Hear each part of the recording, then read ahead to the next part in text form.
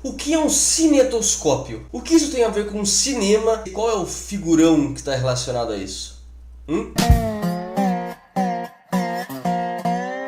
Senhores, tudo bem? Eu sou o Luiz Pierotti, este é mais um episódio de Fala Luiz e dessa vez eu gostaria de conversar sobre cinema. Não vamos falar sobre os últimos lançamentos e os indicados às premiações desse mês. Vamos falar sobre um assunto um pouquinho anterior. Anterior mais ou menos assim 120 anos atrás. Estamos falando de 1890, momento em que começavam a se dar os primeiros passos para o que hoje conhecemos como cinema moderno. E dentre os entusiastas que deram origem ao mercado do cinema, um nome conhecido e um tanto quanto polêmico: Thomas Edison. Isso mesmo, o cara que inventou a lâmpada. Líder da Edison Manufacturing Company, uma equipe de inventores lideradas por Edison que trabalhavam com patentes de fórmulas químicas a componentes de comunicação. E é exatamente essa amplitude de trabalho que causou essa polêmica em torno do Thomas Edison. Isso porque ele tinha registrado em seu próprio nome mais de 2.000 invenções. Ou seja, uma equipe toda trabalhava para desenvolver uma tecnologia nova e no final das contas o nome que recebia os louros era o do dono da empresa. O que, vamos ser sinceros, que não é algo tão incomum assim hoje em dia, né? Enfim, a Edison Manufacturing Company entrou no negócio de entretenimento entre 1870 e 1880 com a invenção do fonógrafo. Pois é, um fonógrafo.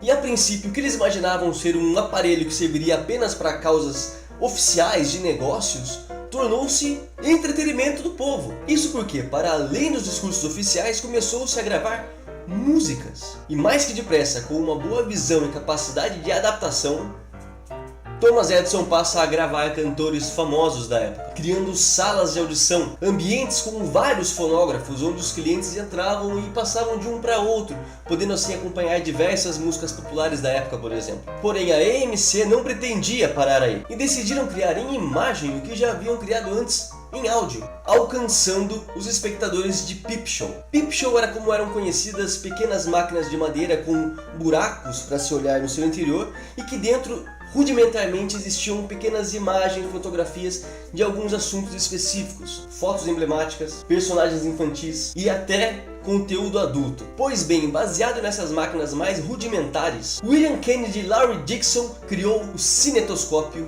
e o cinetógrafo. O cinetoscópio é um instrumento de projeção interna de filmes, possuindo um visor individual pelo qual se podia assistir ao filme mediante uma moedinha. Era exibida em looping uma pequena fita cinematográfica, que exibia números cômicos, animais adestrados, danças, apresentações circenses, lutas de boxe, entre tantas outras coisas. Essas imagens eram captadas por aquela outra invenção, o cinetógrafo, uma espécie de câmera muito rudimentar. Percebendo a possibilidade de sucesso dessa inovação, as corporações de Edison logo criaram o seu próprio estúdio, o Black Maria, sendo esta uma gíria usada pelos caminhões da polícia que faziam o transporte dos presos. O estúdio Black Maria de Edison era um galpão preto coberto de alcatrão, cuja única passagem de luz era uma porta retrátil no teto. E assim como antes o público frequentava as salas de áudio, agora foram criadas também as salas de cinetoscópio. Ambientes amplos onde os aparelhos eram enfileirados, dando a possibilidade dos espectadores pularem de uma máquina para outra, acompanhando assim pequenas fitas de filme individualmente que no final tornavam-se espécies de curta-metragens. O próximo passo da evolução seria unir os dois mundos, o fonógrafo